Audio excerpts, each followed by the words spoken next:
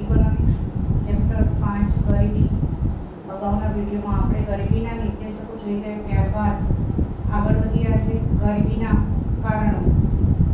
એમાં એ ઐતિહાસિક કારણો. ઇતિહાસકારો જણાવે છે કે 17મી સદીમાં ભારત શહેરીકૃત અને વ્યવસાયિક રાષ્ટ્ર હતું. ભારત સુતરાઉ કાપડ, સિલ્ક, મરી મસાલા, ચોખા જેવી વસ્તુઓની નિકાસ કરતું હતું.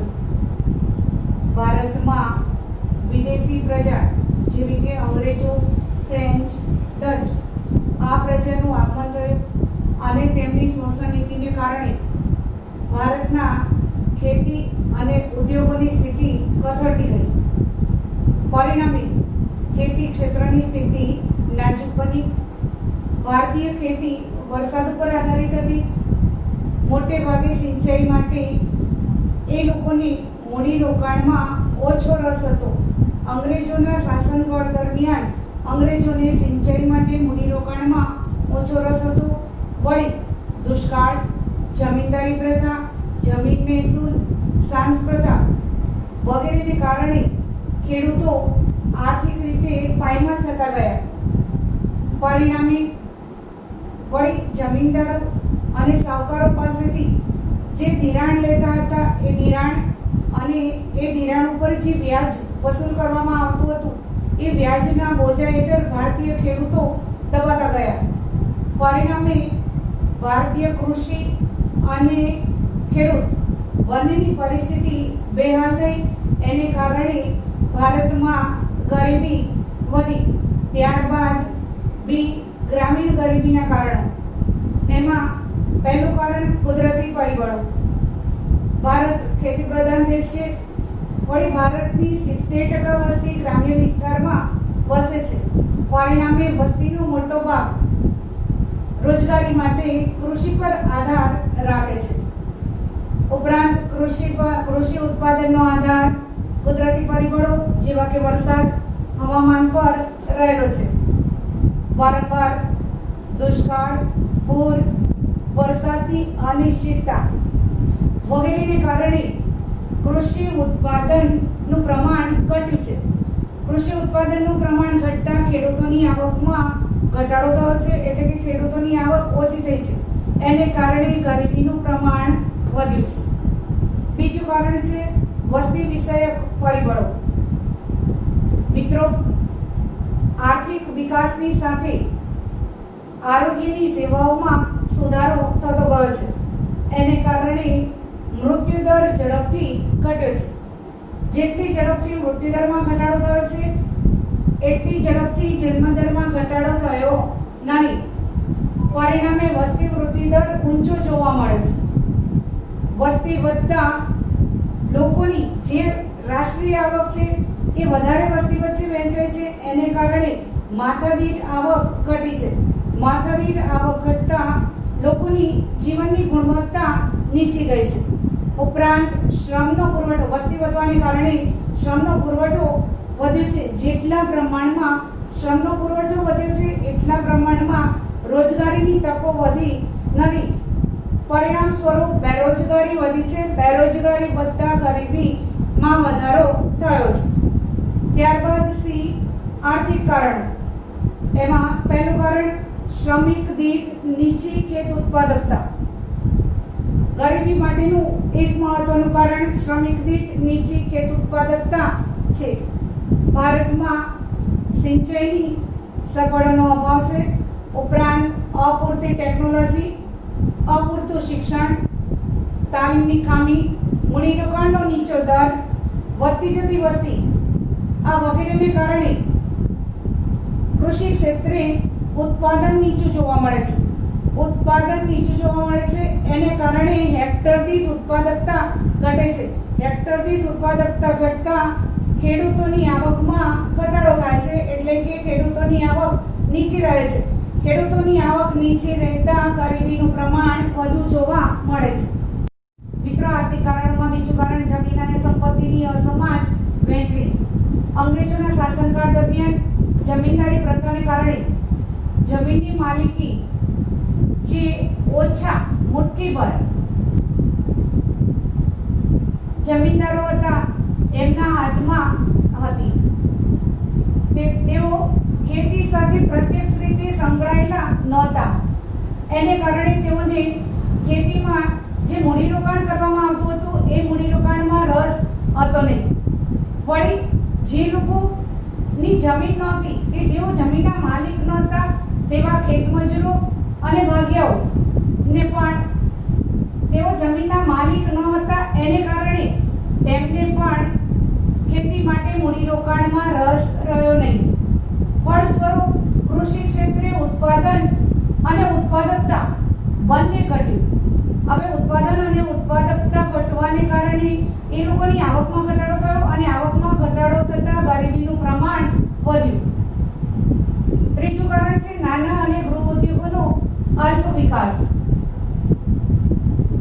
પ્રથમ પંચવર્ષીય યોજના 1951, ત્યારબાદ 1956 બીજી પંચવર્ષીય યોજના. આ યોજનાથી ભારતમાં ભારે અને પાયાના ઉદ્યોગોને અગ્રતા આપતી વ્યૂહરચના પ્રોફેસર પીસી મહાલનોબિસે ઘડી કાઢી. એને કારણે ભારે અને પાયાના ઉદ્યોગોને મહત્વ આપવામાં આવ્યું અને કૃષિનું મહત્વ ઘટ્યું.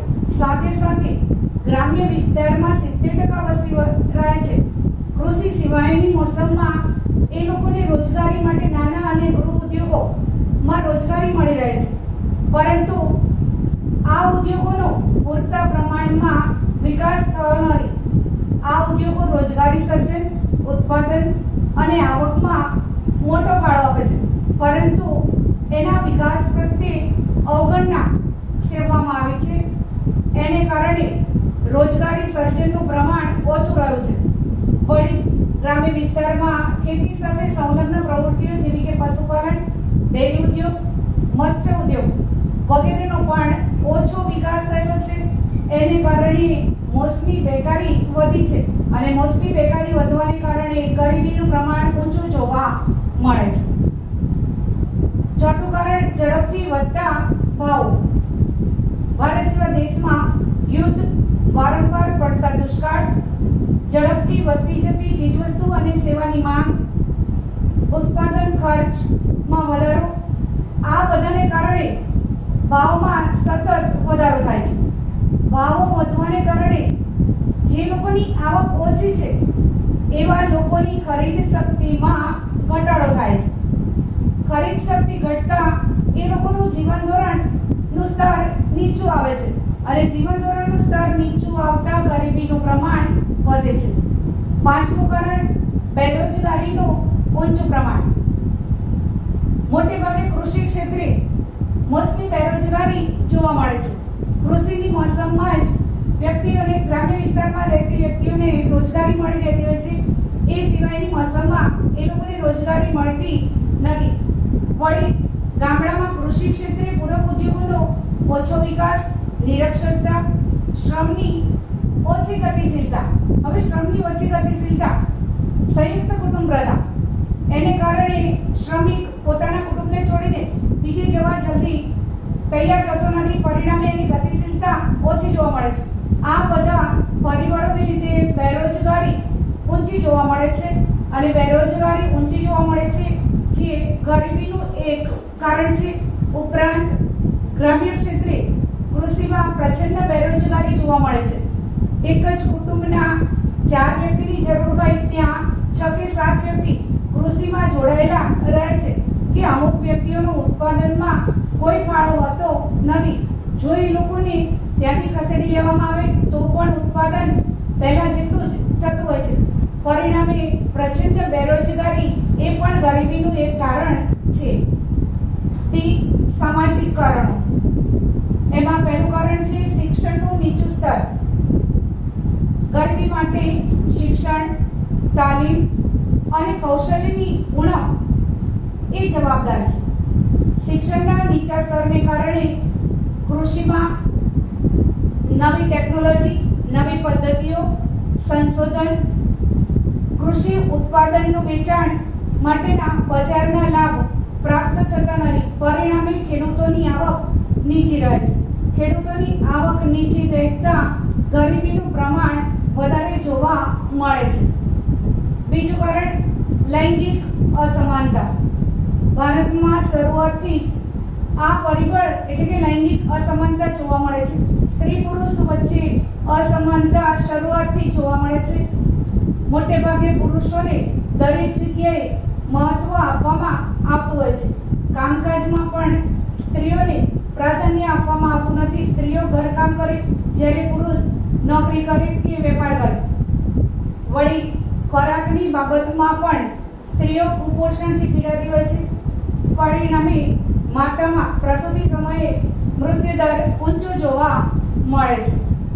કામકાજમાં પણ પુરુષ કરતાં સ્ત્રીઓને વેતન ઓછું આપવામાં આવે છે. પરિણામે આર્થિક અસમાનતા પણ જોવા મળે છે. વળી અર્થતંત્રની કુલ જનસંખ્યામાં સ્ત્રીઓનું પ્રમાણ અડધાથી પણ ઓછું જોવા મળે છે. જેમાં સ્ત્રીઓના સ્વાસ્થ્યનું પ્રમાણ નીચું છે. આર્થિક ક્ષેત્રે કામની ઓછી તકોથી કુટુંબોની આવક ઓછી જોવા મળે છે. કારણ કે સ્ત્રીઓ ઘરકામ કરે છે એ આર્થિક રીતે બહારનું કામ કરી શકતી નથી કે નોકરી કરી શકતી નથી કે નોકરીમાં એને પ્રાધાન્ય ઓછું આપવામાં આવે છે. વળી જો નોકરી કરતી હોય તો ત્યાં એને પુરુષ કરતાં વેતન પણ ઓછું આપવામાં આવે છે. એને કારણે કામકાજમાં ઓછી તકોથી કુટુંબોની આવકો નીચી રહે છે કે ઓછી રહે છે. એને કારણે ગરીબીનું પ્રમાણ વધુ જોવા મળે છે. મિત્રો, ગરીબીના કારણોમાં અન્ય કારણો, એમાં પહેલું યુદ્ધ. ભારતમાં આઝાદી બાદ પડોશી દેશો જેવા કે પાકિસ્તાન અને ચીન, આ દેશો સાથે યુદ્ધનો સામનો ભારતે કર્યો છે. યુદ્ધ દરમિયાન અછત ધરાવતા જે સંસાધનો કે જેનો આર્થિક વિકાસ માટે ઉપયોગ થવો જોઈએ, આ અછત ધરાવતા સંસાધનો યુદ્ધ માટે જરૂરી શસ્ત્ર સરંજામના ઉત્પાદન અને તેની આયાત પાછળ ખર્ચાય છે. પરિણામે જીવન જરૂરી ચીજોના ઉત્પાદનમાં ઘટાડો થાય છે. યુદ્ધ દરમિયાન આ અછતથી બચવા માટે લોકો અનાજ, કપડાં, બળતણ વગેરે જેવી ચીજવસ્તુઓની સંગ્રહખોરી કરે છે. એટલે કે એના સંગ્રહનું પ્રમાણ વધે છે. સંગ્રહનું પ્રમાણ વધતા આ બધી વસ્તુઓના ભાવમાં વધારો થાય છે. વળી સંરક્ષણ પાછળ જે ખર્ચ થાય છે એ ખર્ચને કારણે વિકાસમાં દેશ પાછળ રહે છે. એટલે કે વિકાસલક્ષી ખર્ચ ઉપર કાપ મુકાય છે. પરિણામે દેશનો આર્થિક વિકાસ નીચો રહ્યો છે. આર્થિક વિકાસ નીચો રહેવાને કારણે ગરીબીમાં વધારો થયો છે. બીજું, સંરક્ષણ ખર્ચમાં વધારો. દેશમાં વારંવાર યુદ્ધના કારણે દેશની આ બાબત વધુ ગંભીર બને છે. કે આ બાબત એટલે કઈ બાબત? દેશના સંરક્ષણની બાબત વધારે ગંભીર બની છે. સંરક્ષણ વ્યવસ્થાને મજબૂત બનાવવા માટે આધુનિક મિસાઇલો, લડાકુ વિમાનો, ટેન્કો વગેરેના પાછળના ખર્ચમાં સતત વધારો થયો છે. એટલે કે આ આધુનિક મિસાઇલો, લડાકુ વિમાનો, ટેન્કો વગેરે ખરીદવા પાછળ જે ખર્ચ કરવામાં આવે છે એ ખર્ચ સતત વધતું ગયું છે. એને ઉપરાંત આતંકવાદનો સામનો કરવા માટે પણ ખાસ સુવિધા જરૂરી બને છે. અને એ સુવિધા પાછળ જે ખર્ચ થાય છે એ ખર્ચનું પ્રમાણ પણ વધ્યું છે. એને કારણે આર્થિક વિકાસ પાછળ કે વિકાસલક્ષી ખર્ચ ઘટ્યું છે. જે સંરક્ષણ પાછળ ખર્ચ કરવામાં આવે છે, આતંકવાદના સામના માટે જે સુવિધા ઊભી કરવામાં આવે છે એની પાછળ થતું ખર્ચ, આ ખર્ચ બિન વિકાસલક્ષી ખર્ચ છે. પરિણામે તે ખર્ચનું પ્રમાણ વધતા વિકાસલક્ષી ખર્ચ ઘટ્યું છે. અને વિકાસલક્ષી ખર્ચ ઘટવાને કારણે વિકાસ મંદ પડ્યો છે. અને વિકાસ મંદ પડવાને કારણે ગરીબીનું પ્રમાણ ઊંચું જોવા મળે છે. મિત્રો, અન્ય કારણોમાં ત્રીજું અને છેલ્લું કારણ ખામીયુક્ત નીતિઓ. ભારતમાં ઝડપી આર્થિક વિકાસ માટે બીજી પંચવર્ષીય યોજનાથી પાયાના ભારે ઉદ્યોગોને મહત્વ આપવામાં આવે છે અને આપણે આગળ જોઈ ગયા તે પ્રમાણે આ યોજનાથી પાયાના ભારે ઉદ્યોગોને મહત્વ કે અગ્રતા આપતી વ્યૂહરચના પ્રોફેસર પીસી માલનો વિશે ઘડી કાઢી છે અને આ ઉદ્યોગોના વિકાસને કારણે ઔદ્યોગિકરણ દ્વારા ઊંચા દરે વિકાસ હાંસલ કરી દેશની ગરીબી અને બેરોજગારીની સમસ્યાનો ઉકેલની નીતિ અપનાવાઈ હતી, પરંતુ તેમાં એક ખામી હતી કે એમાં જે ગ્રામ્ય વિસ્તારની કૃષિ પર નબતી વસ્તી હતી એ વસ્તીની આ નીતિમાં અવગણના કરવામાં આવી હતી. પરિણામે ગરીબી અને બેરોજગારીનું પ્રમાણ વધતું ગયું. ગરીબી અને બેરોજગારી નિવારણની યોજનાઓ વારંવાર બદલાતી સરકારોને કારણે જે એ યોજનામાં સાતત્ય અને સંકલન જળવાઈ રહેવું જોઈએ એ વારંવાર સરકાર બદલાવાને કારણે એમાં સાતત્ય અને સંકલનનો અભાવ જોવા મળ્યો.